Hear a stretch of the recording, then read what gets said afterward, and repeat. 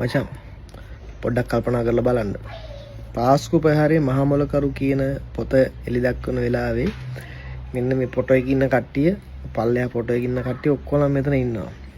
මෙන්න මේ ටික චුට්ටක් අහන්නකෝ.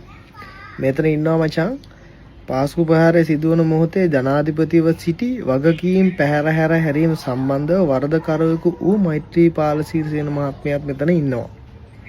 2. පාස්කු ප්‍රහාරයේ සිදුවන බව තම ආරක්ෂකයින් දැන සිටි බවත් පිළිගත් මහින්ද රාජපක්ෂ මෙතන ඉන්නවා. තමන්ගේ ආරක්ෂකයින් දැන සිටි බව කියපු මහින්ද රාජපක්ෂත් මෙතන ඉන්නවා. හරි. 2. 3. තමන් බලයට පැමිණ වහාම පාස්කු ප්‍රහාරය කරපු කට්ටිය අල්ලනවා කියපු ගෝඨාභය රාජපක්ෂ මහත්තයාත් මෙතන ඉන්නවා. හරි. එතකොට මචං පාස්කු ප්‍රහාරය සිදු වුණ විට ඒ ආණ්ඩුවේ කැබිනට් ඇමතිව සිටි සජිත් ප්‍රේමදාස මහත්තයාත් මෙතන ඉන්නවා. හරි.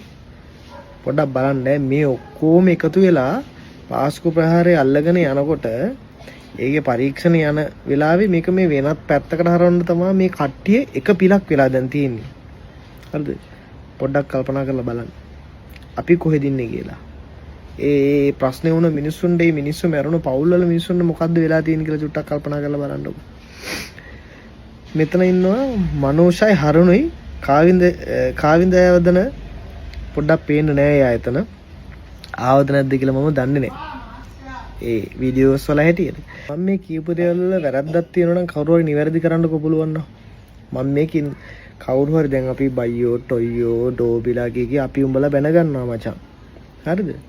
පොඩ්ඩක් උඹලගේ මොලෙන් කල්පනා කරලා බලහංකෝ මචං අපිට මොකද්ද වෙලා තියෙන්නේ කියලා. උඹලට කල්පනා වෙනවා මචං. පිළිගන්න කැමති නැති ප්‍රශ්නයක් තියෙන උඹලා බා. ඒකයි අපේ තියෙන අභාග්‍ය, රටේ තියෙන අභාග්‍ය ඒක තමයි. පොඩ්ඩක් කල්පනා කරලා බලන්න. how sad